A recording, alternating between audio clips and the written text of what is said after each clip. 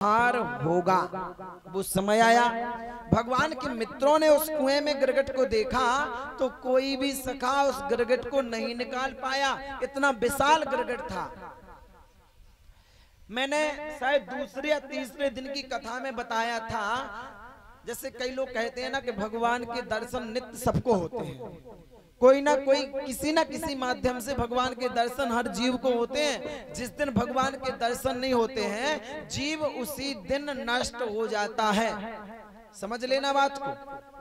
एक बात और बताए, मैंने स्वयं अनुभव करी है, जिस दिन भगवान के दर्शन नहीं होते हैं जीव को, उस दिन उसका एक्सीडेंट होता है। उस दिन वो गिरेगा, फिसलेगा, करंट लगेगा, चोट लगेगी, आकस्मिक स्थिति में उसको देह में पीड़ा आएगी। तो समझ लेना, ना जाने किस माध्यम से ईश्वर के दर्शन आज नहीं हुए। समझ में आया?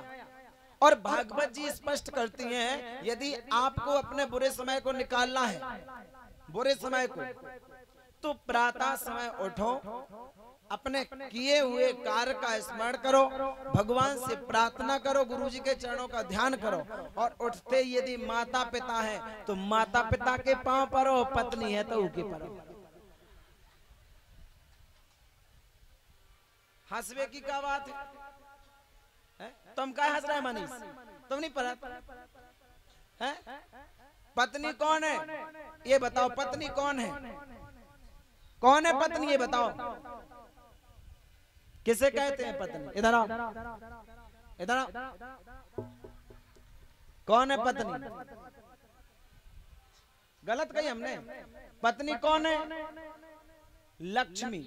हर एक स्त्री जाति को लक्ष्मी की उपाधि दी गई है। शास्त्रों में ये बात आई है कि हर स्त्री लक्ष्मी का प्रतीक होती है। तो दिवाइयां लक्ष्मी के पाँव नहीं पड़त।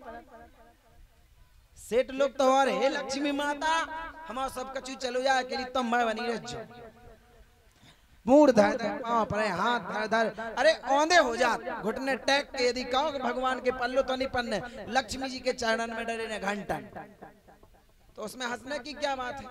लक्ष्मी के तो चरण छूते ही है ना। और हर एक लक्ष्मी ही पत्नी होती है, और जिसके घर की लक्ष्मी पत्नी नहीं है, पत्नी को लक्ष्मी है, उस घर में डेढ़वा सांप ब्यात।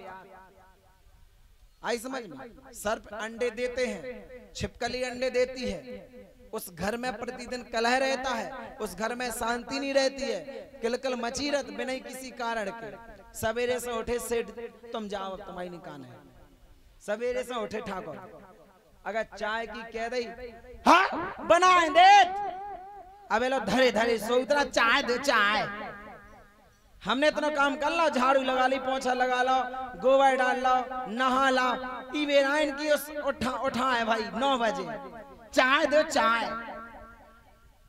अब हमारी चलत नहीं चाय की, ना तो हम बताते पे चाय कैसी है, पे वावने जे भाव होते हैं किसके? जिसकी पत्नी को लक्ष्य नहीं होती है, नागिन होती है। वैसे शास्त्रों के अनुसार स्त्री 4 जाति में विभाजित होती है, 4 जाति। सुना होगा आप लोगों ने, स्त्री 4 जाति में विभाजित होती है। मैं बुराई नहीं कर रहा, 4 जाति। कुछ बिल्ली की वैरायटी की होती है, बिल्ली की वैरायटी की, कुछ सुकरी की वैरायटी की होती है। अब इस पे कोई तर्क वितर्क करे कि महाराज जी स्त्री जाति को अशब्द बोल रहे हैं, तो ये शास्त्रों में लिखा है। काय में? संतान साते की कथा में लिखो, बोले कुतिया बने, बोले जे बने, वो बने, फलाना ठिकाना, है ना? है ना?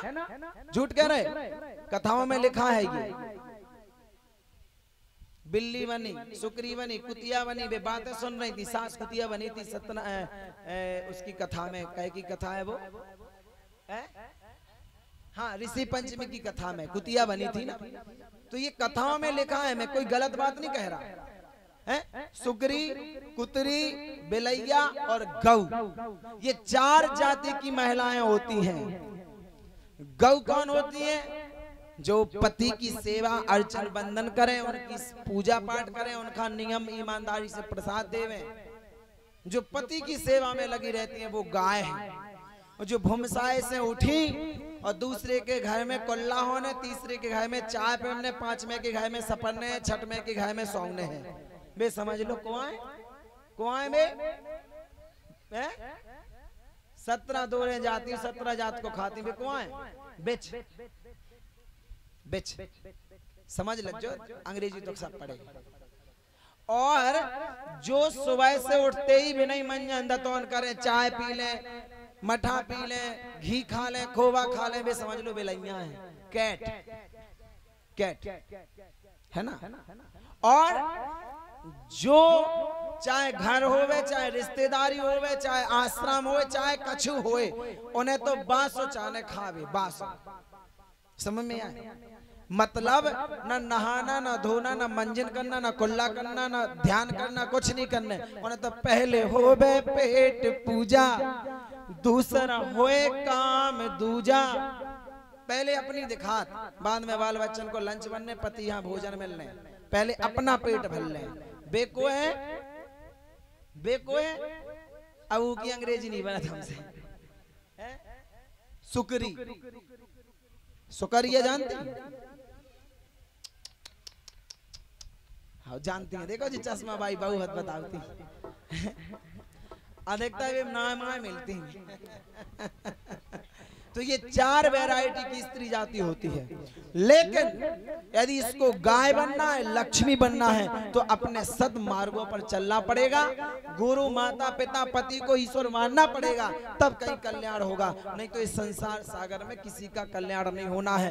बाकी शास्त्र कहते हैं स्त्री जाति जितना सहनशील कोई है ही नहीं। स्त्री जाति दुख में और सुख में सम्मिलित हो जाती है। समझ में आ गया? इसी प्रकार राजा नृग ने द्वारा गाय दान कर दी।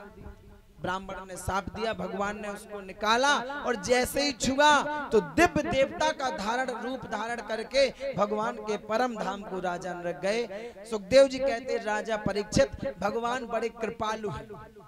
भगवान कभी किसी का दुष्कर्म नहीं देखते हैं, भगवान कभी किसी के अवगुण नहीं देखते हैं। जिस दिन भगवान अवगुण देखने लग जाएंगे ना, उस दिन तुम्हारी क्षमता नहीं है कि तुम फूटेश्वर महादेव के अंदर प्रवेश कर जाओ। जिस दिन वो तुम्हारे अवगुण देखने लग जाएंगे। हर जीव गलती करता है, कोई ना कोई गलती हर जीव में होती है, लेकिन वो गलतियों को माफ करते रहते हैं। वो किसी की बुराई को नहीं देखते हैं। इसीलिए करुणा अवतार है, कृपा सिंधु है, दया सिंधु है, कृपालु है, दयालु है, जगदाधार है, सबके इष्ट हैं। भगवान ब्रह्मा, भगवान शिव, भगवान नारायण स्वयं उनको प्रणाम करते हैं साहब। और यही सबके भाग बनाते हैं। भाग विधाता भी भगवान, पता भाग बनाने वाला भी अलग होता है। भाग हुआ, सौभाग्य हुआ, कर्म हुआ, प्रारब्ध हुआ, ये सब अलग अलग है। भाग अलग है, सौभाग्य अलग है, कर्म अलग है, प्रारब्ध अलग है। बुआ जी प्रारब्ध अलग होता है, कर्म अलग होता है, भाग अलग होता है, सौभाग्य अलग होता है। किसी ने तुलसीदास जी से पूछा सौभाग्य क्या होता है, क्या है सौभाग्य? तुलसीदास जी कहते हैं जिस दिन मैं किसी संत के दर्शन करने जाऊं वो मेरा भाग्य है, और जिस दिन किसी दिन मेरा संत मेरे घर पर आ जाए वो मेरा परम सौभाग्य है, परम सौभाग्य। कर्म क्या है? जैसे एक 5 वर्ष का बच्चा, 5 वर्ष का छोड़ो, 6 महीने की बच्चा जब तक रोएगा नहीं तब तक माँ उसे दूध नहीं पिलाती है ना। माँ, जितनी भी माएँ बैठी हैं ये सब जानती हैं, यदि 3, 4, 5, 6 महीने की बच्ची हो या बच्चा, यदि वो पालने में लेटी हो या कहीं भी लेटी हो, बड़ी प्रसन्नता से वो खेल रही हो, हंस रही हो, तो माँ उसे दूध नहीं पिलाएगी। कब तक? जब तक वो जोर जोर से रोने नहीं लग जाए। समझ लेना भगवान कितने दयालु हैं। जब 5-6 महीने की बच्ची रोने के बाद माँ उसे दूध पिलाती है, तो उस 5 वर्ष की बच्ची को भी रोने का काम करना पड़ा। रोने का काम किया ना 5 वर्ष की बच्ची ने, वो 5 महीने की बच्ची ने। 3 महीने की बच्ची ने जब रोने का काम किया तब माँ ने उसे दूध पिलाया। स्पष्ट हुआ है? जब 3 वर्ष की बच्ची को रोने के बाद दूध मिलता है तो हम आप तो 30 के, 50 के, 60 के हो गए। हम आप नहीं रोएंगे, जब रोएंगे तब मांगेंगे जब ईश्वर देगा, लेकिन मांगने की रोने की कला होनी चाहिए, कला होनी चाहिए। प्रभु जी तुम्हें चंदन हमें पानी, जाकी बास अंग अंग में समानी। प्रभु जी तुम्हें दीपक हम बाती, जाकी ज्योति जले दिन राती। प्रभु जी तुम्हें चंदा हमें सूरज, मतलब भाव से चाहे जो कहती रहो। जौन दिन भगवान से कह चलो बरो हमारे संग, बाती बनी तो आओ छुपाओ आग, अरे आ तुम्हें दीपक तुम्हें सबई कछु, हम कछु नहीं। तो ऐसा भाव नहीं होना चाहिए। शास्त्र कहते हैं मीराबाई और द्रौपदी और कितनी बड़ी बड़ी महासती हुई हैं जिन्हें ना अपना सर्वस्व छोड़ दिया भगवान के खाते में, भगवान ने उनकी हर जगह रक्षा करी। मैंने बताया था जब शिशुपाल का वध किया, द्रौपदी ने अपना दुशाला फाड़ करके भगवान की उंगली में बांध दिया। भगवान ने पूछा था बहन द्रौपदी ऐसा क्यों किया, ऐसा क्यों किया? तो द्रौपदी ने कितनी अच्छी बात कही थी, प्यारे घनश्याम, प्यारे घनश्याम यदि कामयाब आपके, तो काट दूं नसों को ये तो रेशम के धागे हैं। प्यारे घनश्याम यदि कामयाब आपके, तो काट दूं नसों को ये तो रेशम के धागे हैं। धागे भी साधारण नहीं, धागे भी साधारण नहीं, इनका कौन मोल करे। न दुल्हन के जोड़े न दूल्हा के बागे हैं। और मैंने नहीं फाड़ा चीर देख कर अधीर पीर, मैंने नहीं फाड़ा चीर देख कर अधीर पीर। धागे ही नाथ स्वयं चीर छोड़ भागे हैं। वो धागे अभागे जो, वो धागे अभागे जो बड़े नहीं आगे। भाग्य उन्हीं के जागे जो उंगली पर लागे हैं। भाग्य उन्हीं के जागे जो उंगली पर लागे। ये है भाव। अबे लग जाए पतियां को, लग जाए या हंसिया लग जाए, तो पुरानो कपड़ा ढूंढती बांधवे, पुरानो है जो रद्दी कपड़ा होगा वो ढूंढेंगी। जो लो चाय पति के प्राणी कट जाए, खून गिलास निकल जाए। अरे तुम सच्ची पतिव्रता हो, भगवान को मानती हो, तो जो वस्त्र धारण किया उसी को क्यों नहीं फाड़ा? क्यों ये दिखावा करने में लग जाती है? क्यों ये दिखावा कर रहे हो? भगवान कभी किसी के दिखावे पे नहीं रुकते हैं। भगवान कभी किसी की सुंदरता नहीं देखते हैं। भगवान अंधों को मिलते, कोड़न को मिलते, लंगड़ों को मिलते, बहरों गूंगों को मिलते। कभी सुना है जितने भी चमत्कार हुए हैं शास्त्रों में, जिसका कोई नहीं है उसे भगवान मिले हैं, जिसकी आंख नहीं उसे भगवान मिले हैं, जिसको कोढ़ है उसे भगवान की प्राप्ति हुई है, जिसके घर में धन नहीं उसके यहाँ पे लक्ष्मी आई है साहब। लेकिन समझो, मानो, जानो और पहचानो। बात आई वही,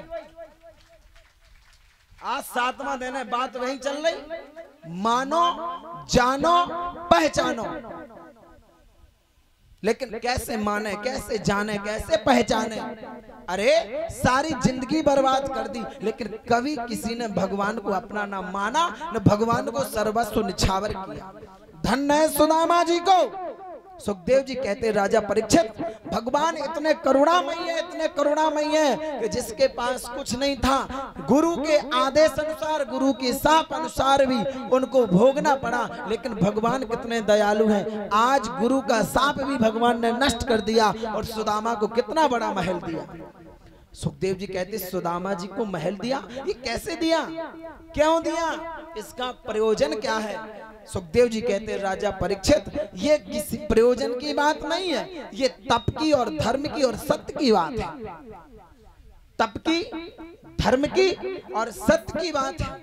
अच्छा, सुदामा जी के पास तप था, धर्म था, सत्य था। हाँ, राजा परीक्षित कहते हैं सुखदेव जी, यदि सत और तप और धर्म ये तीनों अलग अलग हैं तो मुझे तीनों को विस्तार से कथा सुनाइए। तीनों की सुखदेव जी सुनाते हैं।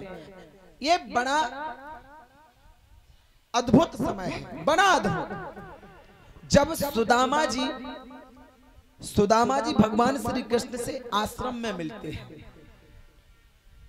आज सुखदेव जी कहते राजा परीक्षित से, राजन तप क्या है, धर्म क्या है और सत्य क्या है। जिसके अंदर सत्य है, जिसके अंदर तप है, जिसके अंदर धर्म है, उसी को भगवान की प्राप्ति होती है, भगवान की प्राप्ति होती है। अच्छा, धर्म क्या है? सुखदेव जी कहते हैं, राजन पहला धर्म सुने, आपकी नजर के सामने जो भी है वो ईश्वर है और उसके सामने अपने आप को झुकाना सबसे बड़ा धर्म है। सबसे बड़ा धर्म ये है कि अपने नजर के सामने जो है उसके सामने झुका दो अपने आप। एक बार हनुमान जी से राम जी ने पूछा, कहो हमें ये बताओ कि आप और हम में अंतर क्या है। हनुमान जी से राम जी ने पूछा तो हनुमान जी बड़े कृपालु हैं, बड़े दयालु हैं। हनुमान जी ने कहा, मैं क्या बताऊं, आप अपने भैया लक्ष्मण से पूछो। एक दिन लक्ष्मण जी, धन्यवाद, एक दिन लक्ष्मण जी हमसे पूछ रहे थे कि हनुमान जी तुम्हारा नाम महावीर कैसे पड़ा, तुम्हारा नाम महावीर कैसे पड़ा। तब मैंने कहा था, भैया लक्ष्मण आप राम जी से पूछ लेना, जब समय आएगा राम जी आपको बता देंगे। समय आया जब अहिरावण राम लक्ष्मण को पाताल ले गया चुराकर, तो हनुमान जी वहां रक्षा करने गए और हनुमान जी मां के रूप में विद्यमान है वहां पे।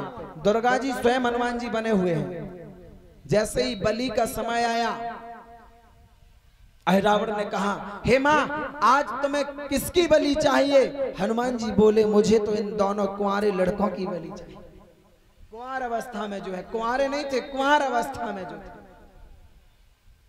अब हनुमान जी बोले, हनुमान जी ने कहा, सुनो अहिरावण, बलि की पूजा करके यहां से तुम भाग जाना, मैं प्रेम से स्वीकार कर लूंगा, प्रेम से।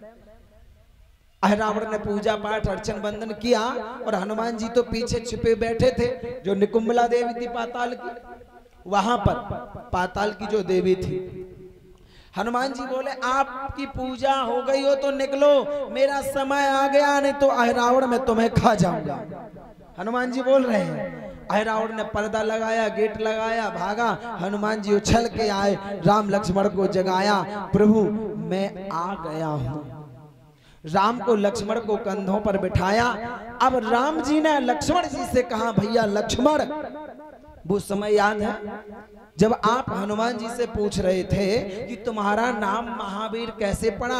अब ध्यान से सुनो, हनुमान जी के कंधों पर एक वीर मैं बैठा और एक वीर लक्ष्मण बैठा, और जिसके कंधों पर दोनों वीर बैठे हो उसे क्या कहा जाता है। लक्ष्मण जी बोले, महावीर। बोले, महावीर हनुमान की, उसे महावीर कहा जाता है। लेकिन महावीर का नाम कब पड़ा, जब राम और लक्ष्मण के सामने झुके। झुकना तो ठीक है, कंधों पर बिठाया राम लक्ष्मण को, तब महावीर का नाम पड़ा। ऐसे धर्म की परीक्षा होती है और सच्चा धर्म यही है, जब सर्वस्व झुक जाता है, सर्वस्व निछावर कर दिया जाता है, भगवान उसके सिर पर, गोदी में, जेब में, अगल बगल, ऊपर नीचे चारों ओर चलते हैं और भक्त को किसी भी मार्ग में दुख नहीं देते हैं। ऐसे हैं दयालु भगवान। ये धर्म हुआ। कभी झुकाया है आपने किसी के सामने? अरे दमांद के पांव पर में चमक लगा था आजकल की औरतन का, दमांद की औरतन की तो ठीक है, पुरुषन का कौन लगत नहीं है। दमांद आ जाए सो चाय माए की भाई के नहीं, दमांद कला तो भाई जतो इच्छा हो जाए, चाय पिवाने हो सो पिवा दे, माए ना था जिनाता है भाई भाग जाए। ये सहनशीलता, ये बोली, ये भाषा, ये क्या दुर्गंध मचा रखी साहब। दमाद के वैसे कहा जाता है दमाद के चरण छूने से अल्प आयु नहीं रहती है। जी का 100-200 साल जीने रोज दमाद के पांव परवे। अब रोज कैसे परवे दमाद आउने तो आजकल तो ठीक है 500 का टीका करने, रोज 500 नहीं दे 20 घंटा सब बिक जाए। लेकिन भगवान को अपना दमाद, भगवान को अपना पति, भगवान को अपना गुरु, भगवान को अपना संत, भगवान को अपना महंत, भगवान से सब रिश्ते निभालो। उन्हें कछु नहीं लगने, एक फूल ले जाओ चढ़ाया पांव पर लो वे सब कछूते हैं, ले कछूना आया समझ में। लेकिन भगवान से नाता होना चाहिए, ये धर्म हुआ। तप क्या है?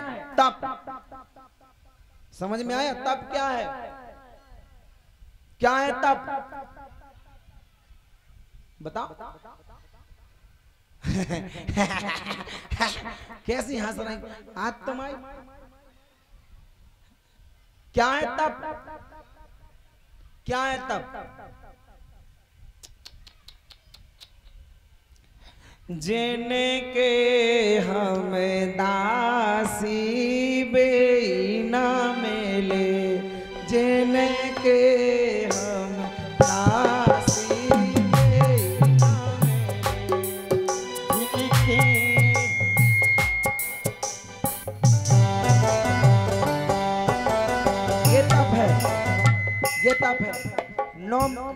एक महीने कार्तिक की महिलाएं तप करती हैं। और तप कैसे करती हैं बताओ थे। जिने के हम दासी बेईना मिले, जिने के हम दासी बेईना मिले, मथुरा ढूंढे वृंदावन ढूंढे, अरे मथुरा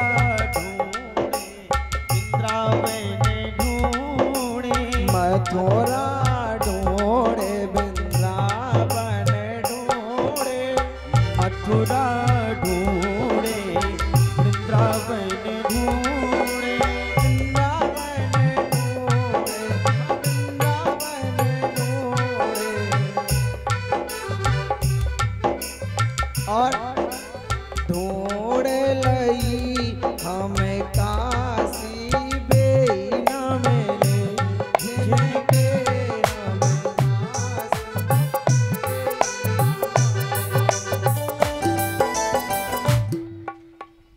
हाँ गाओ गाओ होगा तप।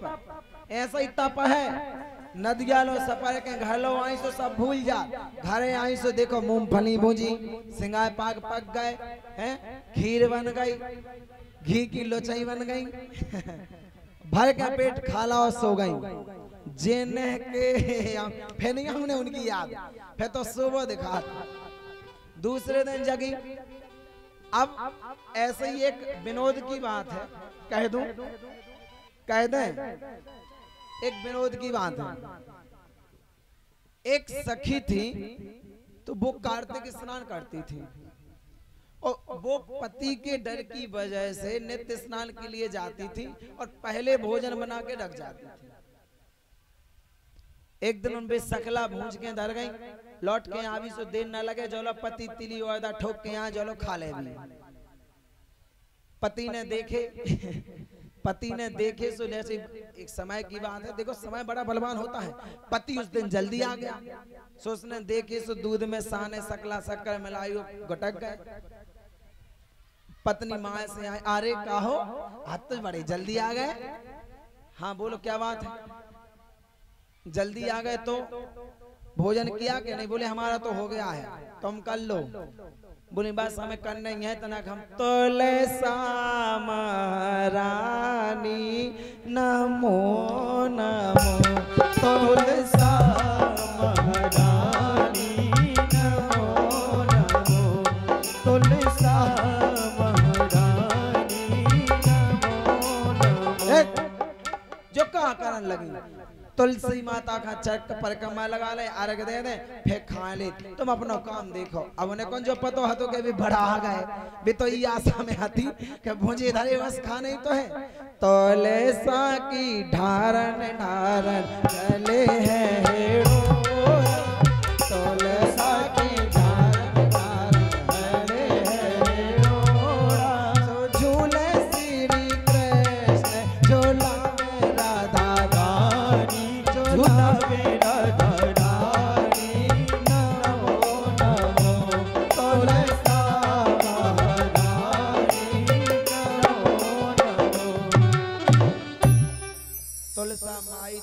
बाप तुलसा काटे जन्म के पाप। हे तुलसी महारानी हमारे पति यहाँ खूब आयु दज्जो, खूब सुहाग हमारे कह रज्जो, बाल बच्चे सुखी बने रहे, घर में खूब धन दूध से भरपूर रावे। अब तुलसी माता से विनतियां कहती है, अब जा आशा तो है कि मुझे धरे बस खाना ही तो है, लेकिन जो नहीं जानी ना जो मानी जान जो पहचानी के समय आजाद को अब बढ़िया सब होगा। गांठ गड़ई छोड़ के घाम में डाल दई, अब बढ़िया हाथ पहुंच पाँच के बैठे खावे, और जैसे ही सकला देखे सो कहूं नहीं मिले कि जिनका, अब देखियो गीत बदल गया, विनोद की बात है, जिनके हमें दासी बेईना मिले। सुगा इतनी भूख लगी कि दासी की जगह कागाऊं लगी कि जिनका रत्ती में ओपासी बेईना मिले, जिनका रत्ती में ओपासी बेईना मिले, जिनका रत्ती में ओपासी बेईना मिले। और रैक पे ढूंढे मैंने सीके पे ढूंढे, हरी रैक पे ढूंढे मैंने सीके पे ढूंढे, घूरे पे छेकेला, घूरे पे छेकेला, ढूंढे से मिली, जिनका रत्ती में ओ पासी बेईना मिली, जिनका रत्ती में ओ पासी बेईना मिली। लूगर में अब भोरी में जावे तुलसा महारानी, भोरी में जावे तुलसा महारानी, झूला टूटे कृष्णा रानी, नम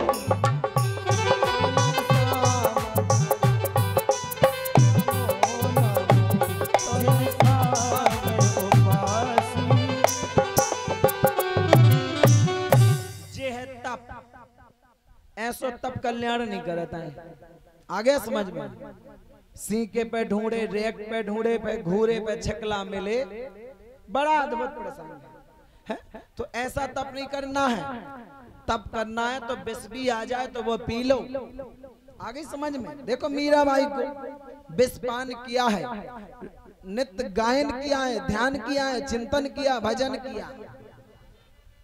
इतने तो अगर काल एकादशी राने तो पहले 10 किलो केला, सेब, अनार, मौसमी, जितने भी फल हो सब धर लेने फ्रिज में, नाता है वो फलन की जगह आदमियां खाने। ऐसा ही है ना? हो, लेकिन धन्य है, आह भगवान बड़े करुणामयी है। आज सुखदेव जी राजा परीक्षित से कहते हैं, राजन तप यदि है तो महारानी सुशीला में, धर्म है तो सुदामा में। कैसा तप? एक नहीं, दो नहीं, तीन नहीं, महीनों भूखी रह रही है, महीनों। सुखदेव जी कहते हैं, राजा परीक्षित इस प्रसंग को ध्यान से सुनना। अच्छा, इस प्रसंग को सुनने से होगा क्या? राजा परीक्षित ने प्रश्न किया। सुखदेव जी कहते हैं, राजन जिसके घर में धनहीन हो, जो कर्महीन हो, तपहीन हो, धर्महीन हो, ज्ञानहीन हो, बुद्धिहीन हो, विवेकहीन हो, सहनशीलहीन हो, कुछ भी हो, यदि इस प्रसंग को सुनता है ना तो उसके मन में, उसके घर में सब प्रकार की कामनाएं पूर्ण होती हैं। अच्छा, तो इसी प्रसंग को विस्तार से कहो। सुखदेव जी कहते, राजा परीक्षित ये जो सुदामा जी है ना, भगवान श्री कृष्ण के अनन्य भक्त हैं। और भक्त की तो बात छोड़ो, भगवान श्री कृष्ण के बड़े अनन्य मित्र भी हैं। महाराज परीक्षित कैसे हैं, ये मित्र कैसे हैं? सुखदेव जी कहते, राजा परीक्षित भगवान श्री कृष्ण और सुदामा ये दोनों संदीपनी मुनि के आश्रम में बचपन में पढ़े हैं। समय आने पर ये द्वारका के राजा हुए और सुदामा अपने गृह निवास में लीन रह गए। अच्छा, फिर आगे क्या हुआ? सुखदेव जी कहते हैं, राजा परीक्षित, एक बार की बात है जब भगवान श्री कृष्ण और सुदामा जी आश्रम में पढ़ने गए, संदीपन मुनि के आश्रम में, जो उज्जैन में स्थित है। जो गया हो उसने दर्शन भी किए होंगे। कौन कौन गए? कौन कौन गया उज्जैन? संदीपन मुनि का आश्रम देखा? श्री कृष्ण सुदामा बने हुए वहां पे कि नहीं बने? बने हैं। हाँ तो ठीक है, वहां पढ़ा। बात उस समय की है जब आश्रम थे तो आश्रमों में शिष्यों को गुरु की सेवा करनी पड़ती थी। बड़े ध्यान से सुनना, एक एक बात को ध्यान से सुनना, कितनी करुण कथा है। जब आश्रम में बच्चे पढ़ते थे उस समय में, तो गुरु की, गुरु माता की, आश्रम की सेवा करनी पड़ती थी। समय आया, उस आश्रम के सारे शिष्यों का नंबर लग गया सेवा का, लेकिन भगवान श्री कृष्ण और सुदामा बड़े अनन्य मित्र हैं। अब सुदामा जी का नंबर लगता है आश्रम की लकड़ी लाने के लिए। तो भगवान श्री कृष्ण और सुदामा मित्र हो तो ऐसा, मित्र हो तो ऐसा, सुदामा जैसा। श्री कृष्ण जी कहते हैं गुरु माता से, गुरु माता मैं आपसे बात कहूं? गुरु माँ ने कहा, बोलो बेटा। अभी सुदामा नया नया आश्रम में आया है, उसे ये ज्ञात नहीं है किस जंगल में जाना है, कहां से लकड़ी लानी है। यदि दूसरे के जंगल में चला जाएगा कोई उसके ऊपर घात कर देगा, इसलिए गुरु माँ यदि आपकी आज्ञा हो तो मैं सुदामा के साथ चला जाऊंगा। गुरु माता ने कहा, बेटा श्री कृष्ण, आज का दिन सुदामा का है, आज सुदामा को सेवा करने दो, कल तुम्हें जाना ही है। भगवान श्री कृष्ण कहते हैं, गुरु माता कल सुदामा, कल मुझे जाना है, सो मैं कल चला जाऊंगा, सो कल मैं भी सुदामा जी को अपने साथ ले जाऊंगा, सो दोनों की बराबरी हो जाएगी। गुरु माता ने कहा, गुरु जी से आज्ञा करो।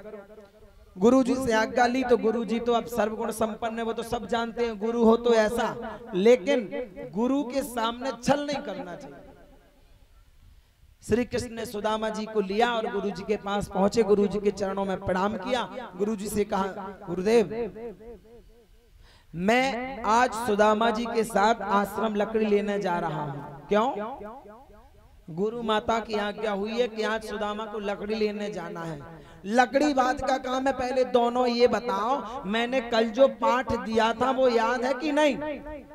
वो याद है कि नहीं? और जब आज कल का पाठ याद होगा तब आप लकड़ी लेने जाओगे, नहीं तो तुम्हें सजा मिलेगी। श्री कृष्ण ने कहा, अच्छा। तो सुदामा जी बोले, हाँ गुरुजी मुझे याद है, सुनाओ। प्रातःकाल, बस सुदामा जी भूल गए। सुदामा जी को वो पाठ भूल गया। भगवान श्री कृष्ण ने इशारा किया कि आगे बोलो, आगे बोलो। अब सुदामा जी की बुद्धि टेढ़ी, भूल गई।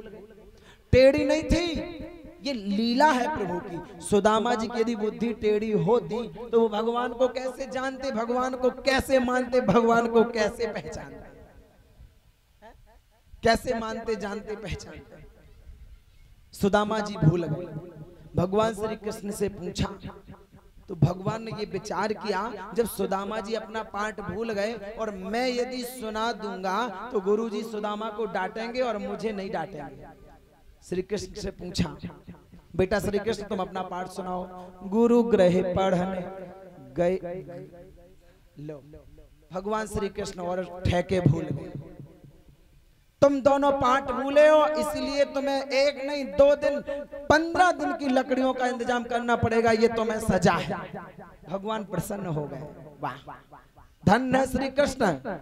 सुदामा के साथ स्वयं पाठ भूल गए। सुखदेव जी राजा परीक्षित से कहते हैं, राजन जिसको 3 लोक 14 भुवन सप्तद्वीप 9 खंड की चिंता है, हर एक जीव को भोजन देने की चिंता होने है, और वो पाठ भूल जाएंगे? नहीं। लेकिन सुदामा जी के साथ में उन्हें क्या लीला करनी है, और लीला पुरुषोत्तम भगवान श्री कृष्ण है, इसलिए उन्होंने ये किया है। एक बार नारद जी को संशय हो गया भगवान पर। ध्यान से सुनना, बड़ा अद्भुत प्रसंग है। आज की कथा 5 दिन का फल देगी। आज की कथा, नारद जी को संशय हो गया भगवान पर। भगवान मुझे ये बताओ कि संसार सागर में जितने भी जीव हैं आप सबकी चिंता करते हैं? भगवान ने कहा हाँ। नारद जी को विश्वास नहीं हुआ। नारद जी को विश्वास नहीं हुआ।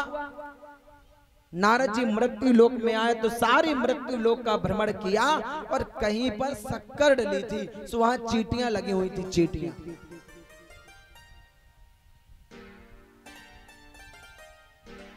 नारद जी ने ऐसी डिब्बी में उन चींटियों को रख लिया।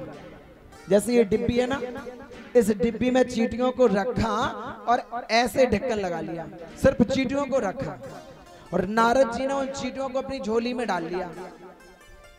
अब नारद जी को तो भगवान का संशय, अपना संशय दूर करना था। भगवान से कहा प्रभु निश्चय ही आपको सबकी परवाह है, सबकी चिंता है। भगवान बोले हाँ। बोले तो मुझे ये बताइए कि आप भोजन कब करते हैं? भगवान बोले जब सारे संसार के जीव मात्र भोजन कर लेते हैं तब मैं भोजन करता हूं। अब नारद जी बोले ऐसे कैसे? तो प्रभु सबने भोजन कर लिया, भगवान की थाली सामने ही रखी थी। भगवान ने कौर तोड़ा, मुंह में लाने के लिए तैयार हुए। नारद जी बोले ठहरो। भगवान रुक गए, आखिर क्या बात है? प्रभु मैं आपसे बार बार कहता हूं, आप ध्यान से देखिए, संसार के सभी जीवों ने भोजन कर लिया। भगवान ने कहा हाँ। तो भगवान, जब नारद जी ने बार बार प्रयास किया तो भगवान उस बात पर फोकस डाला। देखा अरे नारद जी मेरी परीक्षा कर रहे हैं। भगवान स्वयं शक्कर बने और उस डिब्बी में प्रकट हो गए। हाँ नारद, संसार के समस्त जीवों ने भोजन कर लिया है। अब नारद जी को ये था कि चींटी जो पड़ी है डिब्बी में, उनके पास कहां से भोजन आएगा? जो जानहि सो देह जनाई, जानहि तुम ही हो जाई। भगवान क्या नहीं जानते हैं? भगवान किसकी व्यवस्था नहीं करते हैं? थोड़ा विचार तो करो, थोड़ा जानो तो, थोड़ा मानो तो, थोड़ा पहचानो तो। अब उस दिन कथा थोड़ा लेट थी। जब भक्त प्रहलाद को अग्नि के खंबे से बांधा गया ना, तो भगवान चींटी बन के उस खंबे पर चलने लगे थे। प्रहलाद जी ने विचार किया, जब इतनी सी छोटी चींटी इस अग्नि के खंबे पर, इसका कुछ नहीं बिगड़ रहा, तो मेरा तो 2.5-3 फीट का शरीर है, क्या बिगड़ेगा? प्रहलाद जी उस अग्नि के खंबे से चिपक गए। अग्नि का खंबा भगवान की कृपा से प्रहलाद का रोम भी टेढ़ा नहीं कर पाई। ये प्रभु कृपा होती है। जब सर्पों के ग्रह में उसको प्रहलाद जी को छोड़ा गया ना, तो प्रहलाद जी ने प्रार्थना करी थी, मेरे प्रभु मेरे नारायण शेष सैया पर सोते हैं और ये हमें काटेंगे। सारे नागों ने अपनी सैया बनाई, प्रहलाद उस पर बैठकर श्रीमन नारायण नारायण कर रहे थे। हिरण्यकश्यप ने जब इस दृश्य को देखा, कहा आखिर इसने इनको भी मोह लिया। जब हाथी को दारू पिला करके, मदरा पान करा करके प्रहलाद के ऊपर चढ़ाया गया, तो प्रहलाद ने हाथ जोड़कर विनती करी, हे गजराज, मेरे प्रभु ने आपको बचाया था जब आपका ग्रह से युद्ध हुआ सरोवर में, और मेरे प्रभु ने आपको बचाया, आप मुझे मारने आ गए। मेरे प्रभु आपको माफ नहीं करेंगे। जब गजराज ने प्रहलाद की ये स्तुति सुनी, तो गजराज ने प्रहलाद को प्रणाम किया और गज निकल गया, मारा नहीं गया। तो बड़े प्रयोजन होते हैं। भगवान हर जगह भक्त की रक्षा करते हैं। जो ओरिजिनल भक्त होता है, जो ओरिजिनल भक्त होता है, जब जब भगवान ने रक्षा करी, भक्त की रक्षा करी, और भक्त की रक्षा करने के लिए भगवान विष्टा की बारी को भी पार कर जाते। देखो हिरण्याक्ष ने सुअर बन करके, मतलब हिरण्याक्ष पृथ्वी को जब ले गया ना, तो विष्टा की चारों ओर से पट्टी बना ली। भगवान ने बारह का रूप धारण किया, मुंह से इधर उधर किया और प्रवेश कर गए। भगवान क्या नहीं कर सकते? विचार करें। नारद जी ने कहा प्रभु जीव मात्र ने भोजन कर लिया। भगवान ने कहा हाँ, और अपना ग्रास खाया, जलपान किया। नारद जी बोले प्रभु रुक जाओ, आप झूठ बोल रहे हो। नारद जी ने अपनी उस डिब्बी को उठाया, उसको जैसे ही खोला, भगवान की लीला उसमें शक्कर रखी हुई थी। नारद जी ने सर्वस्व निछावर कर दिया। प्रभु अब मुझे ज्ञात हुआ, संसार सागर के जीवों की रक्षा, संसार सागर के जीवों की सुरक्षा, संसार सागर के जीवों के भरण पोषण की चिंता सिर्फ आपको है, सिर्फ आपको, सिर्फ आपको। तब नारद जी को विश्वास हुआ था कि हाँ, यदि चिंता है तो नारायण को। तब ये बात लिखी गई थी, हमें चिंता नहीं अपनी, उन्हें चिंता हमारी है। हमारे देह के, तन के, मन के, धन के रक्षक सुदर्शन चक्रधारी है। हमें चिंता नहीं अपनी, उन्हें चिंता। ये है प्रभु की लीला। आज सुदामा जी की वजह से श्री कृष्ण पाठ बोले, दोनों को लकड़ियों की सेवा करने का अवसर मिला, सजा। गुरु माता को बुलाया, गुरुदेव ने कहा इन दोनों को चने दे दो और ये दोनों लकड़ी लेने जाएंगे, चने खा के पानी पिएंगे, अपना भरण पोषण करते रहेंगे। बेटा श्री कृष्ण, बेटा सुदामा, गुरु माता ने बुलाया, दोनों को ये चने दे दिए, ये सुदामा के और ये आपके। श्री कृष्ण ने कहा ऐसा करो गुरु माता, ये दोनों के चने सुदामा जी को दे दो, क्योंकि यदि अब भगवान ने ये विचार किया कि मुझे तो सुदामा की रक्षा के लिए जंगल में जाना, यदि मैं अपने चनों की रक्षा करूंगा तो सुदामा की कैसे रक्षा होगी। सुदामा को ये चने दे दो। तो भगवान श्री कृष्ण ने सुदामा जी को अपने बत के चने दे दिए, अपना जो हक होता है वो भी सुदामा जी को दे दिया। समय आया, जंगल में पहुंचते हैं, संध्या का समय होता है, आंधी तूफान तेज चलने लगते हैं, बादल गड़गड़ाने लगते हैं, बिजली चमकने लगती है, आकाश मार्ग से शीत लहर चलने लगती है। भगवान श्री कृष्ण और सुदामा जी कांपने लगते हैं। सुदामा जी, प्रभु प्रभु, श्री कृष्ण श्री कृष्ण श्री कृष्ण मुझे बचाओ, श्री कृष्ण मुझे बचाओ। भगवान ने कहा कि क्या है। सुदामा जी ने कहा प्रभु ये आवाज, बादल गड़गड़ा रहे हैं, बिजली चमक रही है, धीरे धीरे हम तो हैं, हम तो हैं। भगवान ने जब सांत्वना करी, सुदामा जी शांत। आंधी तूफान चलने लगे। आज मानो जंगल में सुदामा श्री कृष्ण की मित्रता को पक्का करने के लिए आंधी तूफान बादल भी साथ दे रहे हैं। यदि सुदामा जी यहाँ से साथ छोड़ दें या कृष्ण साथ छोड़ दें तो इनका साथ छूट जाएगा, लेकिन नहीं छूटा।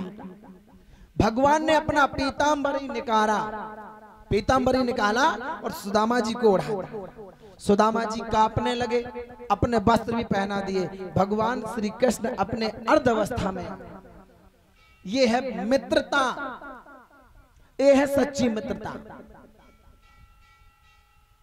अभी किसी मित्र को फोन लगा दो, 5000 रुपए की आवश्यकता है, यार एक जन को फोन आओ तो हमने डाल दिया, वो साथ नहीं देगा।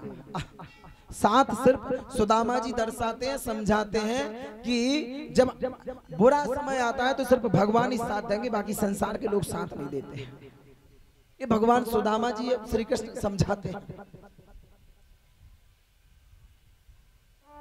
सुदामा, अच्छा ये बताओ तुमसे लकड़ी काटते बन जाती, कुल्हाड़ी चलाते आती?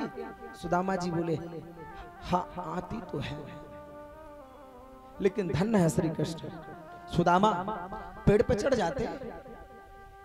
हाँ चढ़ जाते। ऐसा करो, अभी तुम नए नए आश्रम में आए हो, मैं पेड़ पे चढ़ता हूं, मैं लकड़ी काटता हूं, तुम्हें सिर्फ बीनना है, तुम्हें सिर्फ लकड़ी को बीन करके रखना है, इकट्ठी करनी है। सुदामा जी बोले ठीक है। भगवान श्री कृष्ण कुल्हाड़ी लेके पेड़ पर चढ़ते हैं, इतने में शीत लहर बादल गड़गड़ाने लगते। सुदामा जी बोले अरे ऐसा करते हैं आप। अब सुदामा जी कमजोर दिल के थे, लेकिन उन्हें भगवान पर भरोसा था, भगवान पर भरोसा था बचपन से। सुदामा जी बोले ऐसा करो श्री कृष्ण, मैं लकड़ी काटता हूं। अब सुदामा जी ने ऐसा क्यों किया? क्योंकि संध्या का समय हो रहा, रात पड़ी पड़ जाएगी, ऐसा ना हो कोई जंगल में शेर बिहार आ जाए हमें खा जाए। श्री कृष्ण से बोले तुम बीनो मैं पेड़ पे चढ़ता हूँ, लेकिन श्री कृष्ण ने मना किया, नहीं मैं चढ़ता हूँ। ऐसा करो यदि तुम्हें डर लगता है तो आधे पेड़ तक तुम चढ़ जाओ, ठीक है, और ऊपर हम चढ़े जा रहे हैं। फिर दोनों लोग नीचे आकर के दोनों लोग बीन लेंगे, चले जाएंगे। धन्य है श्री कृष्ण। चढ़ते हैं, लकड़ियां काटते हैं, सुदामा जी बीनते हैं। लेकिन अब सुदामा जी को भूख सताती है। श्री कृष्ण मुझे भूख सता रही है। श्री कृष्ण ने कहा ऐसा करो मित्र आप चने खा लो। अब देखना कितनी बड़ी कृपा होती है।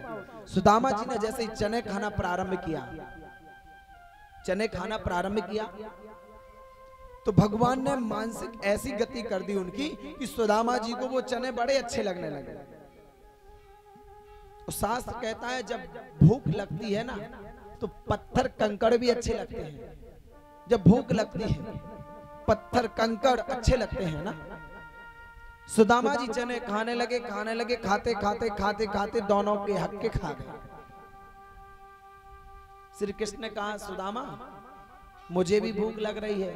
सुदामा जी कहते हैं श्री कृष्ण पता जब वो बादल गड़गड़ाया ना, बिजली चमकी ना, पानी गिरा ना, तो मुझे ठंडी लग रही थी और मैंने अपने वस्त्र को साधा, वो पोटली खुल गई, सारे चने गिर गए,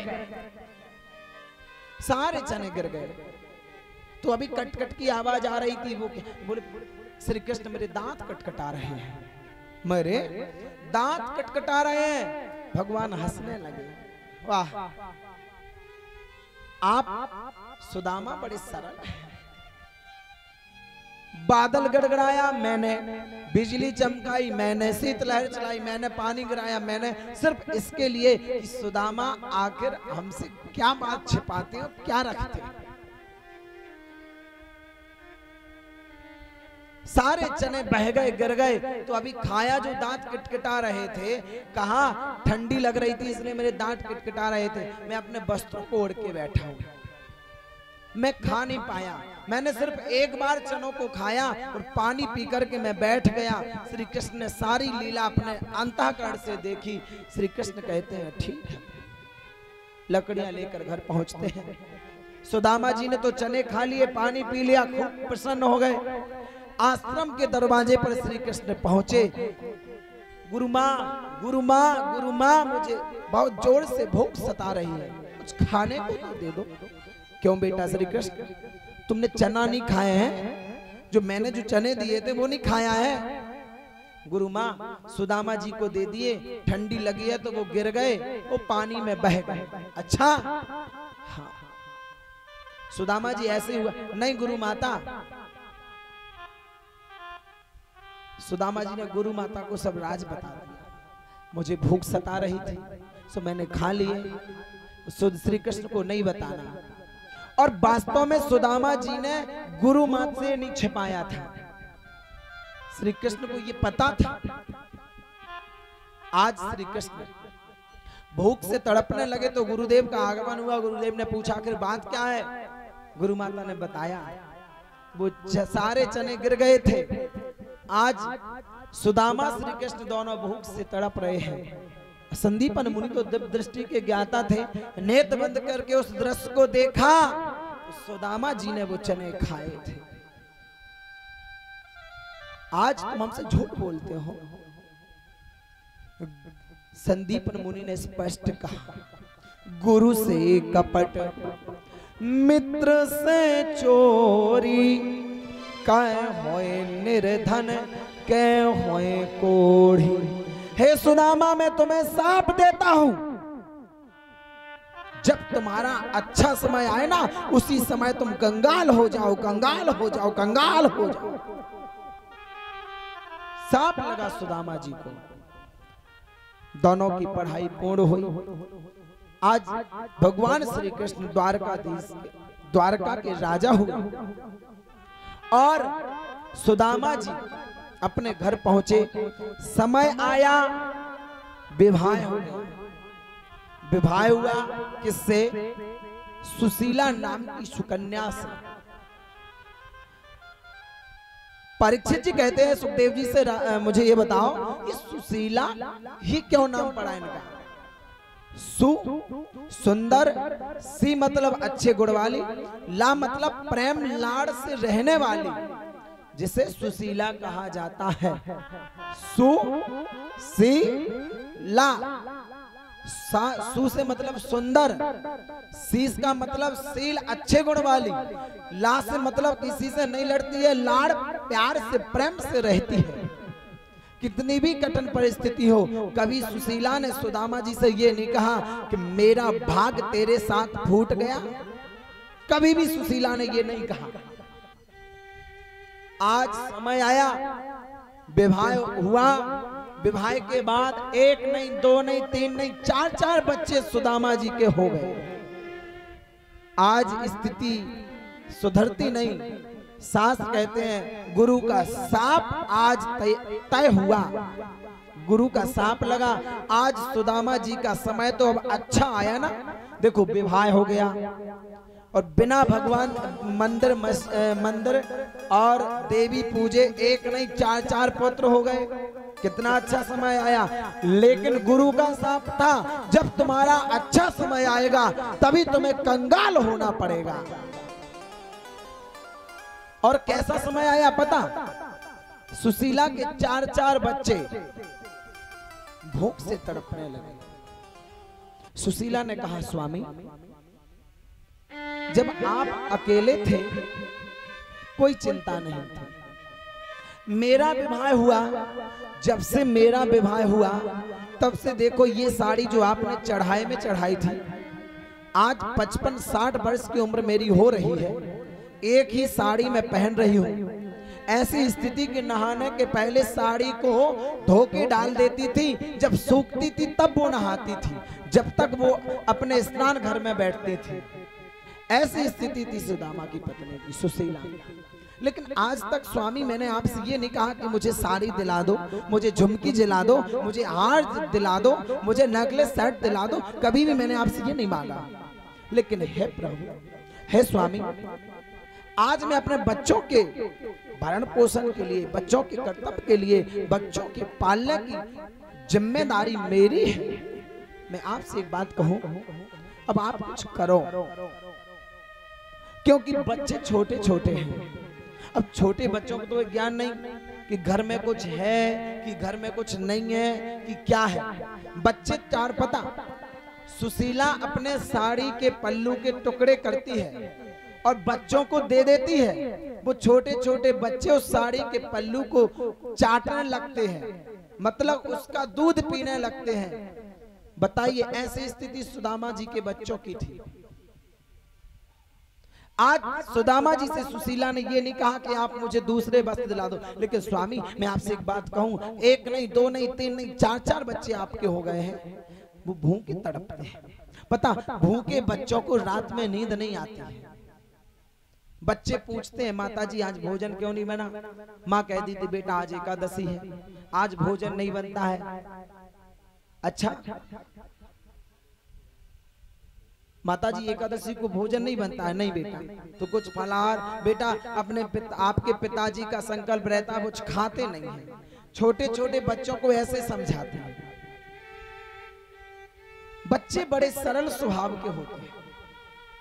और धन्य है सुशीला ने अपने बच्चों को ये समझाया, बेटा कभी भी घर के बाहर जाओ ना तो किसी के सामने हाथ मत फैलाना।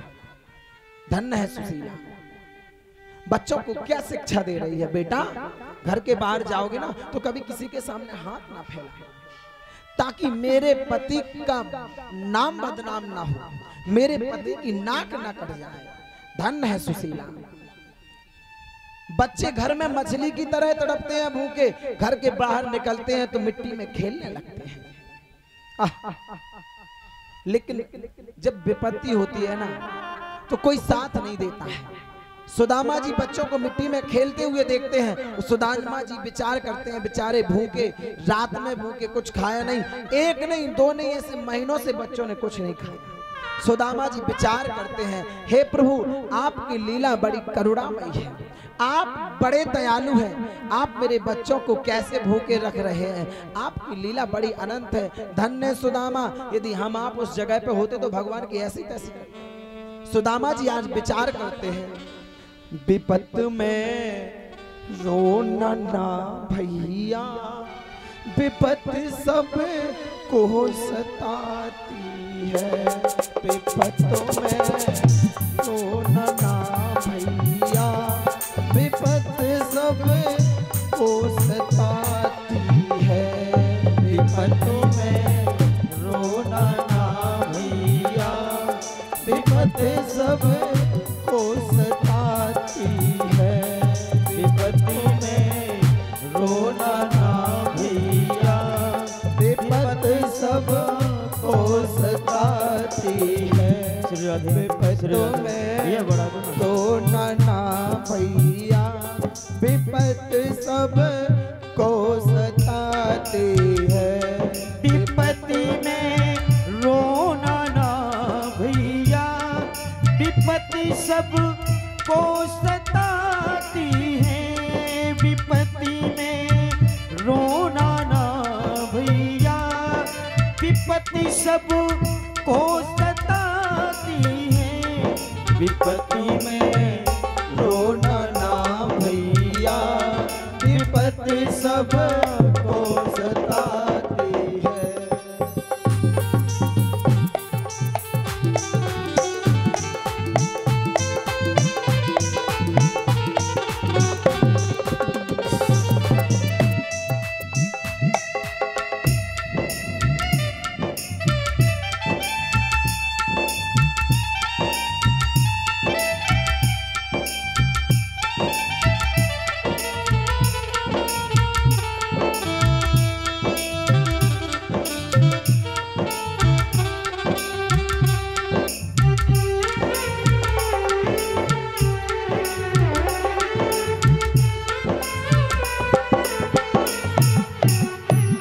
विपत्ति दशरथ पे पड़ती है, राम बन पास जाते हैं। हो विपत्ति दशरथ पे पड़ती है, राम बन पास जाते हैं। विपत्ति दशरथ पे पड़ती है, राम बन पास जाते हैं।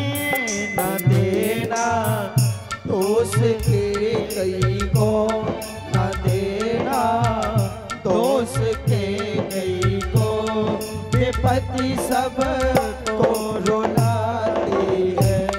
विपत्ति में रोना ना भैया, विपत्ति सब को रुलाती है।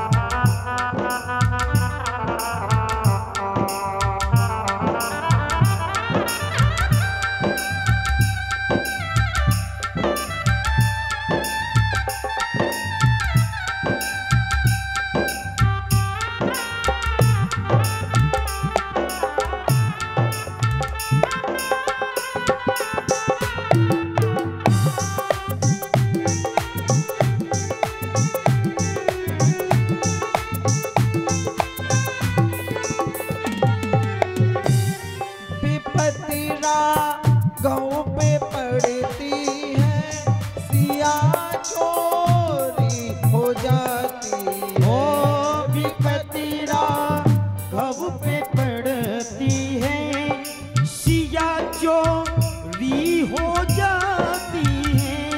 विपत्ति राघव पे पड़ती है, सिया चोरी हो जाती है। न देना दोष रावण को, न देना दोष रावण को। विपत्ति सब को सताती है। विपत्ति में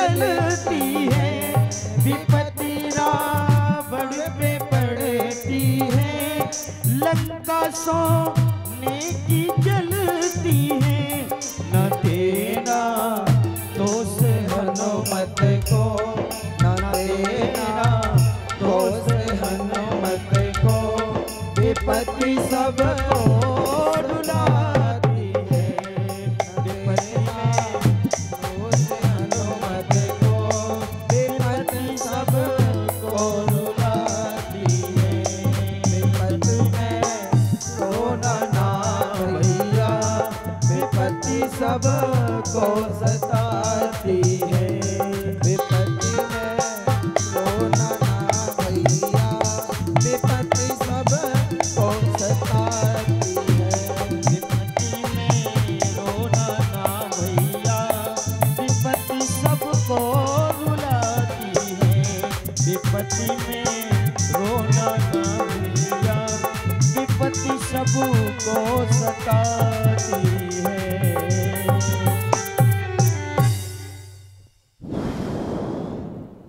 पता आपत्ति, विपत्ति, दुख, संकट, ये चारों अलग अलग है।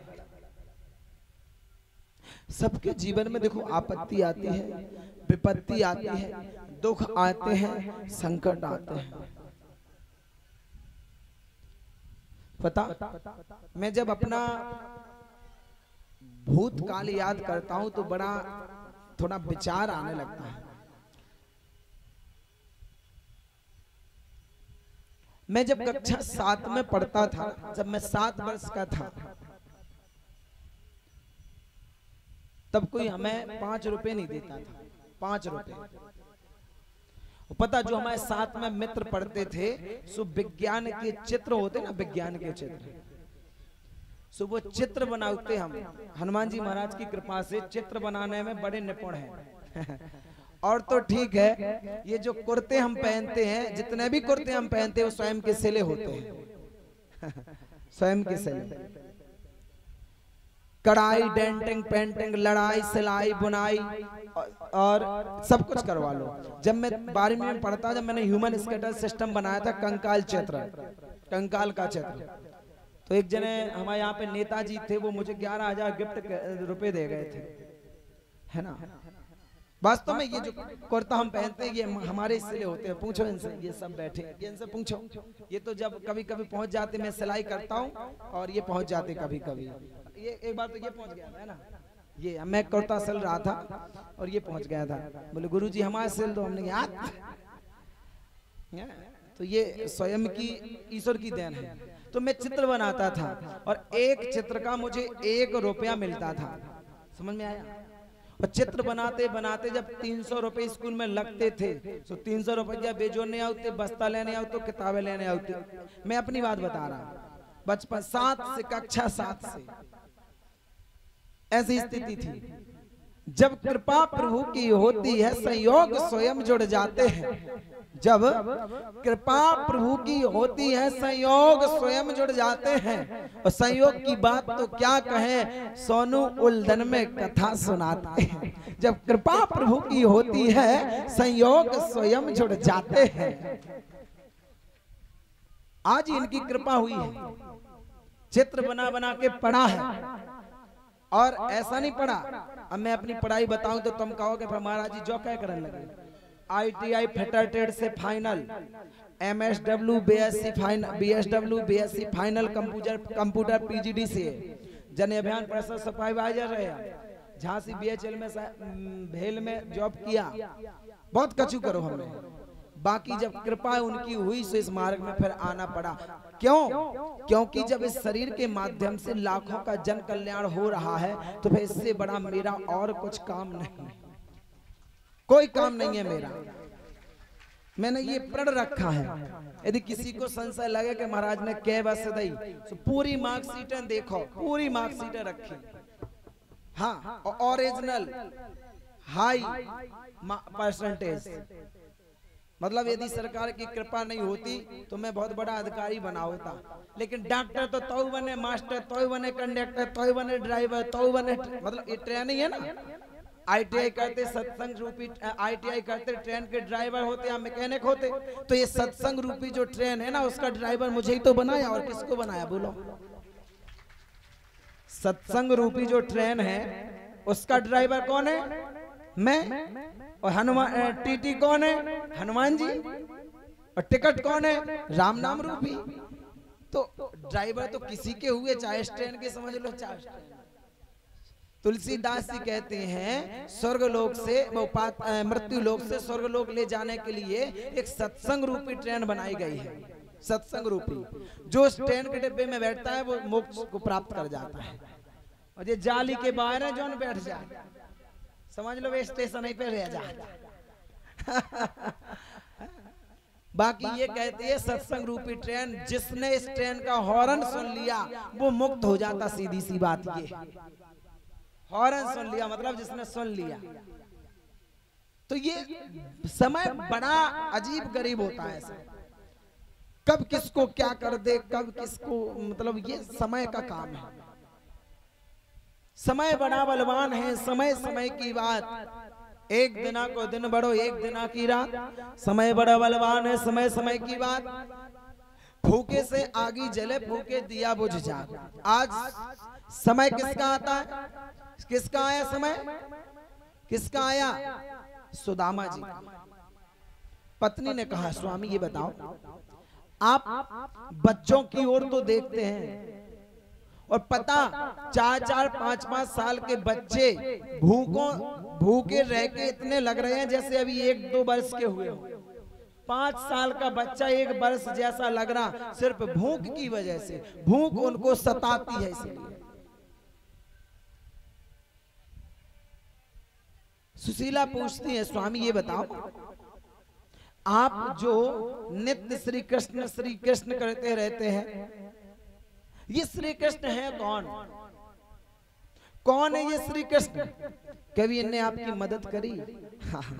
देवी वो तो हर समय मेरी मदद करते हैं, वो हर समय मेरी मदद करते हैं। मैं जहां भी हूं, जैसा भी हूं, जैसी भी स्थिति में हूं, श्री कृष्ण की कृपा है। लेकिन धन्य है सुशीला, महीनों से जिसे भोजन नहीं मिला।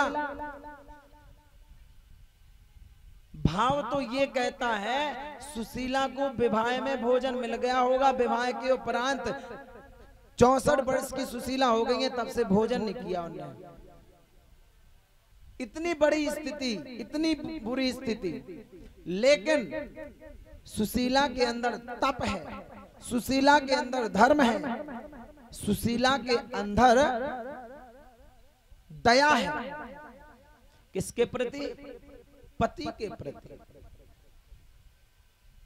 और आजकल की महिलाएं हों, साड़ी यदि न आई,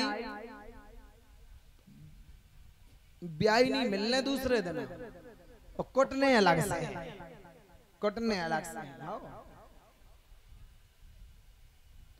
एक जने हमें बता रहे थे, हमने एक जन का देखो सो उनके ऐसा नुचो रहा है, ऐसो ऐसो। तो हमने अंदाज तो लगा ही लाओ कि हो ना हो जो नांगन लोगाई को नौ चुका हो। हाँ, आजकल की लोगैया जी बड़े बड़े नौ रखा होती, यही के लाने के पति उल्टा सीधा भाव सो आंखन में गुच्छे के मुंह में गुच्छे, कहीं के लाने तो नौ रखा जात, कहीं उनकी कौन तो मैं पूजा करने काय पंडित जी, नाखूनन की पूजा तो होत नहीं है कि लिखो है कौन पुराण में कि महिलाएं के नौ की आरती करो सो धन बढ़े। जा सोचो कि जो नौ रखा है वे आधा मल स्वयं खाती हैं, समझ लो। आधा मल, कितना मैल भरा रहता है नाखूनों में। वो तो ऐसा है कि नेल पेंट किए रहती हैं सो किसी को दिखाई नहीं देता है? बाकी रामचरितमानस में ये प्रसंग आता है सूप नखा का, जिसके नाखून सूपे की तरह है उसे सूप नखा कहा जाता। सो जिनके बड़े बड़े नौ है वे सब समझ लो, अपना नाम स्वयं तय कर ले। हाँ, बाल रंगना, नाखून बढ़ाना, ये प्रायश्चित राक्षसों की क्रिया है। एक बार मेरे साथ घटना घट गई। ठाकुर, ये फुटेर है ना, फुटेर नाम सुना हो, फुटेर। वहां मैं सत्संग में गया, सो मैंने सत्संग में ये कह दिया कि बाल रंगना राक्षसों की क्रिया है, राक्षसों की। भगवान की कृपा, हनुमान जी महाराज का चमत्कार के फौरन लाइट चली गई। सो अकेली बैटरी से माइक चलाता रहा, हमारे बाय नहीं दिखाना कैसे उस समय पे हम लगाए थे, बाय रंगे थे, हैं नहीं तो कौन कह दे तो जब वह चीज जानी सो इतना से हमने बंद कर दो कि अब ना लगा भी। अब कई जने कहा तुझे महाराज इतने कर गया तुम्हारा ओरिजिनल है, अब तुम उनका अगर देखने हो तो चलो इतने कही है तनक मनक हो जा सफेद अपेस सुबह इतने छल्लिया है कि सफेद नेचरा तू पर कर गई बने रहा। तो बाल रंगना, नाखून बढ़ाना समझ में आया। और जो सुहागिन स्त्रियां हैं उनको बाल कटाना ये राक्षसों की क्रिया है। वैसे पूरा महाभारत द्रौपदी के केसों पे हुआ था, द्रौपदी के केसों पर, और पूरी रामचरितमानस सीता के केसों पर हुई। आगे समझ में, केसों में कोई हाथ नहीं लगा पाया, और जिसने हाथ लगाया सो हाथ भी काटे गए और मारा भी गया। और अध्यात्म तो ये कहता है यदि सुहागन स्त्री बाल कटवाती है तो उसका सुहाग तत्क्षण छीड़ हो जाता है, तत्क्षण नष्ट हो जाता है। ये मान के चलो, ये भागवत जी में आया है और स्पष्ट है। महिलाओं के बाल, विवाहित स्त्रियों के बाल काटना निषेध है पंडित जी। क्यों? विवाहित स्त्रियों के बाल काटना ये निषेध है। जब से पाले चलन लगे तो बाल का अब तो जाने कौन कौन कट के कटन लगे हैं। समझ लो फिर क्या स्थिति होती है। धन्य कलयुग, जब से आया है कलयुग जमाना, जब से आया है कलयुग जमाना। फिर गाने, इस जमाने में क्या हो रहा है, पाप हंसता धर्म रो रहा है, पाप हंसता धर्म रो रहा है। ओ इस जमाने में क्या हो रहा है, इस जमाने में क्या हो रहा है, पाप हंसता धर्म रो रहा है, पाप हंसता धर्म रो रहा है। इस जमाने में क्या हो रहा है, पाप हंसता धर्म रो रहा है। इस जमाने में क्या हो रहा है, पाप हंसता धर्म रो रहा है। इस जमाने में, हाँ इस जमाने में क्या हो रहा है, पाप हंसता धर्म रो रहा है, पाप हंसता धर्म रो रहा है।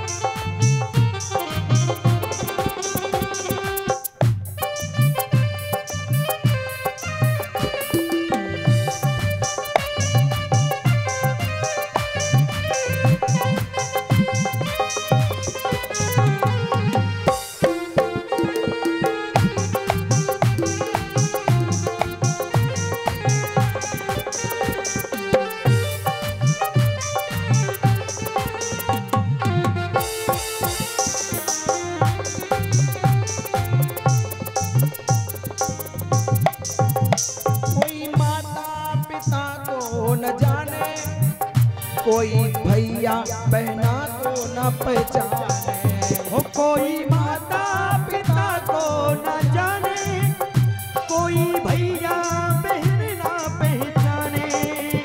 कोई माता पिता को न जाने, कोई भैया बहन को न पहचाने। इस जमाने को क्या हो गया है,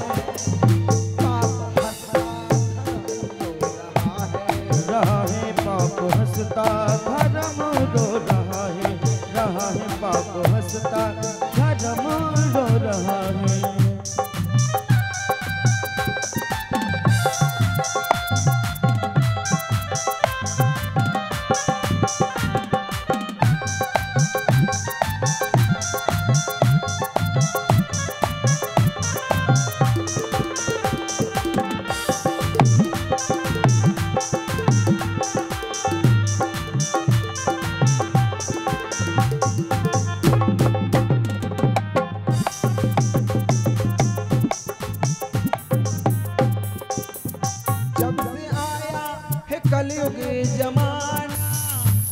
बेटा औरत पे हुआ है दीवाना, जब से आया है कलयुग जमाना, बेटा औरत पे हुआ है दीवाना, जब से आया है कलयुग जमाना, बेटा औरत पे हुआ है दीवाना, जब से आया जब से आया जब से आया है कलयुग जमाना, बेटा औरत पे हुआ है दीवाना,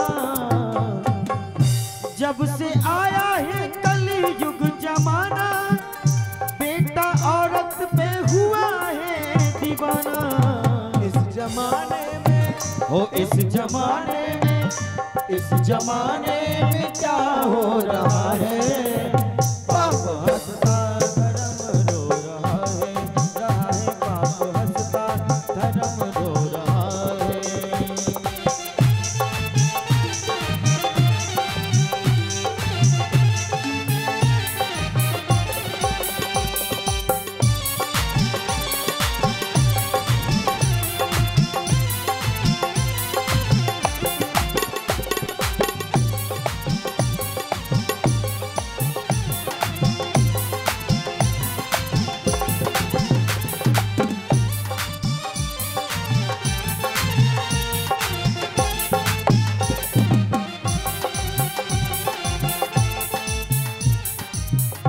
मेरी सुन ले मेरी सुन ले मेरी सुन ले हे मुरली बाले, मुझको कर ले तू अपने हवाले, ओ मेरी सुन ले ओ मुरली वाले, मुझको कर ले तू अपने हवाले।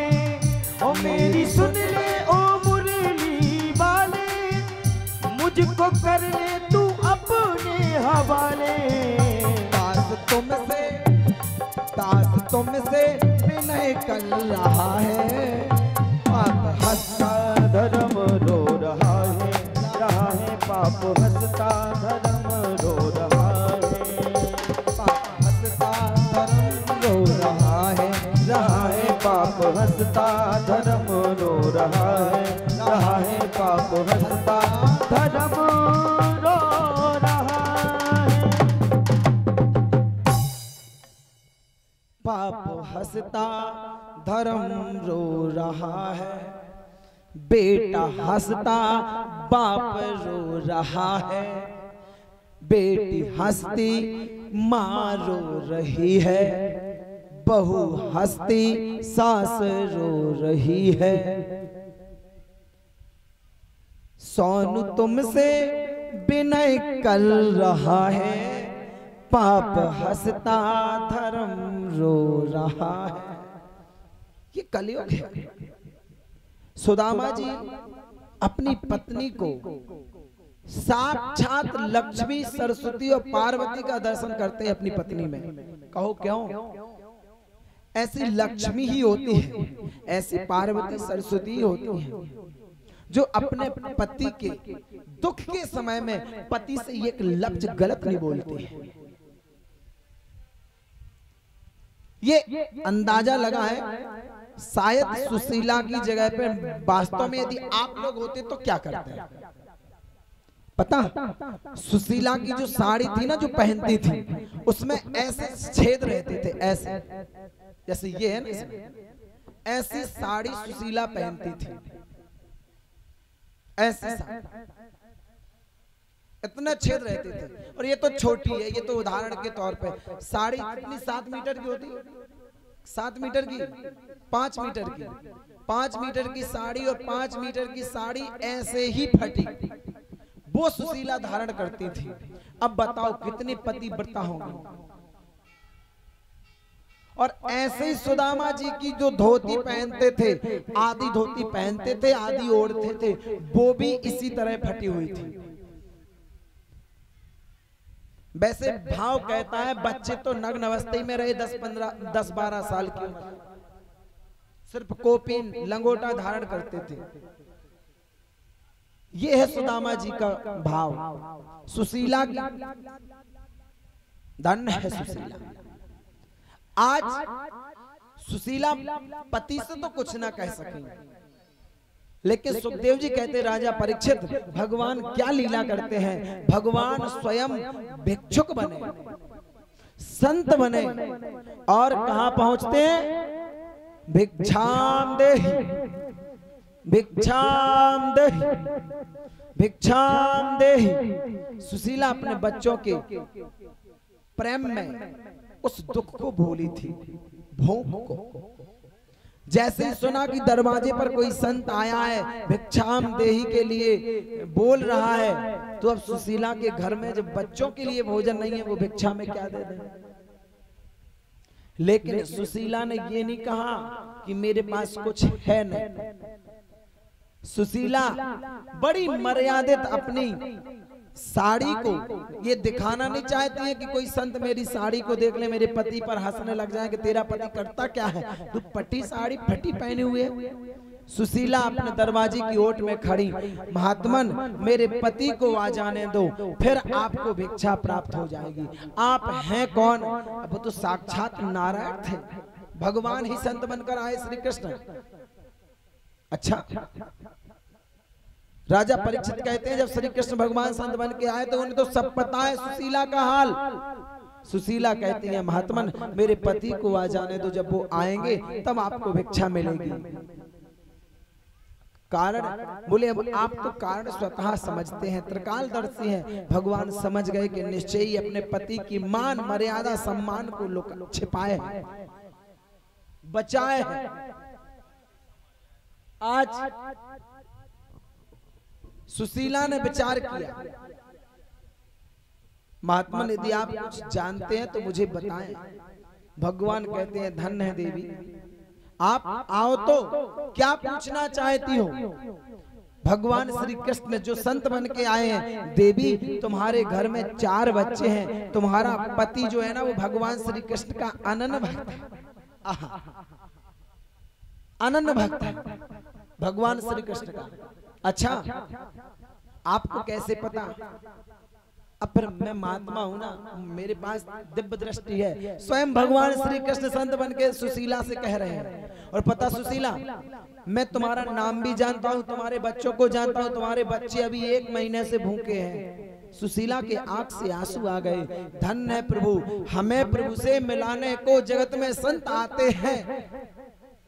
सुशीला ने प्रणाम किया, कहा मतमन इसका कोई उपाय? हाँ, आपके मित्र जो हैं वो द्वारका के राजा हैं श्री कृष्ण, यदि आपके मित्र वहां, आपके पति वहां जाएं, मित्र से मिलें तो उनको कुछ ना कुछ प्राप्त हो जाएगा। श्री कृष्ण समझाना चाहते हैं जब भी आपत्ति हो, जब भी विपत्ति हो, जब भी घर में कलह हो, घृणा हो, तब भगवान के मार्ग में जाना चाहिए, तब कहीं आपकी इच्छा पूर्ण होती। ये भगवान समझाना चाहते हैं। सुशीला को बताया, भगवान कहते हैं तो देवी मैं अभी आगे प्रस्थान करता हूँ, मुझे और घरों में भिक्षा मांगनी है, जब आएंगे आपके पति तब मैं वापस आता हूँ। अब भगवान को कै को वापस आना है, उन्हें तो सुशीला को ये बताना था कि ये रूठ जाए और पति से कहे कि आप द्वारकाधीश के पास जाएं। भगवान वहां से अंतर ध्यान हुए, पति आते हैं श्री कृष्ण श्री कृष्ण श्री कृष्ण श्री कृष्ण कहते हुए। आज सुशीला कहती है स्वामी मैं आपसे एक बात कहूं, श्री कृष्ण आपके कौन है? श्री कृष्ण आपके कौन है? सुदामा जी कहते हैं वो हमारे बचपन के मित्र हैं, लंगोटिया यार है। अच्छा, तो मैंने तो सुना है कि वो द्वारकाधीश के, द्वारका के राजा है, स्वयं द्वारकाधीश है।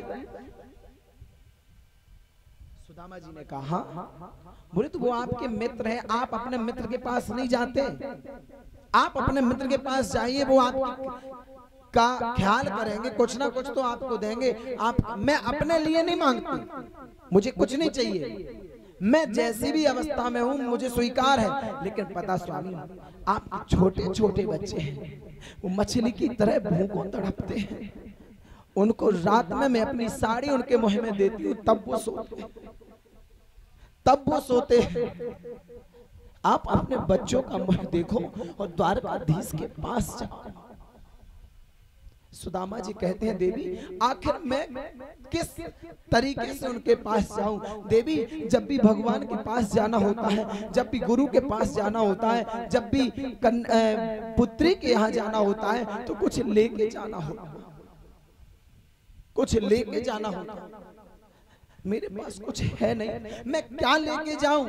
सुशीला कहती है देवी आप भिक्षा मांगते मांगते मांगते मांगते आप इतनी समय से भिक्षा मांगते हैं, सारे नगरवासी आपको जानने लगे कि प्रतिदिन भिक्षा मांगने आ जाता, ये कुछ नहीं करता। स्वामी आप मुझे आदेश दें तो आज भिक्षा के लिए मैं जाऊं,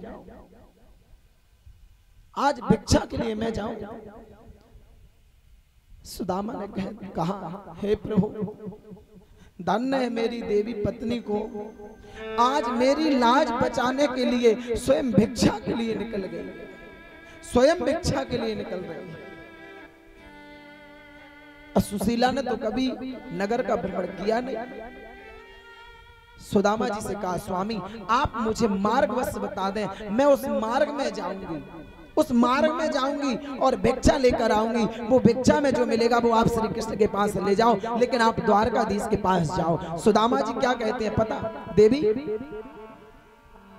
जब मैं आपके साथ जाऊंगा ना तो गांव के क्षेत्र के लोग बड़े ही हंसने वाले हैं, ये समाज हंसता है सबको देख करके, लेकिन दुख मेरा प्रभु देखता है, सुख मेरा प्रभु देता है। देवी यदि हम आपके साथ जाएंगे ना तो ये हंसेंगे कि पहले तो खुद आता था, अब इससे कुछ किया नहीं गया तो पत्नी को लेकर आ गया।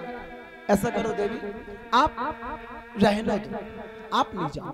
लेकिन सुशीला कहती है स्वामी आप द्वारकाधीश के जाओ, मैं भले 3 घर से मांग कर लाती हूँ। और 3 घर से क्यों मांगा? क्योंकि भगवान कहते हैं 3 के अलावा यदि चौथा घर मांगेंगी तो फिर मैं दूंगा क्या होना? 3 लोग है, तीनों लोगों को दे दूंगा।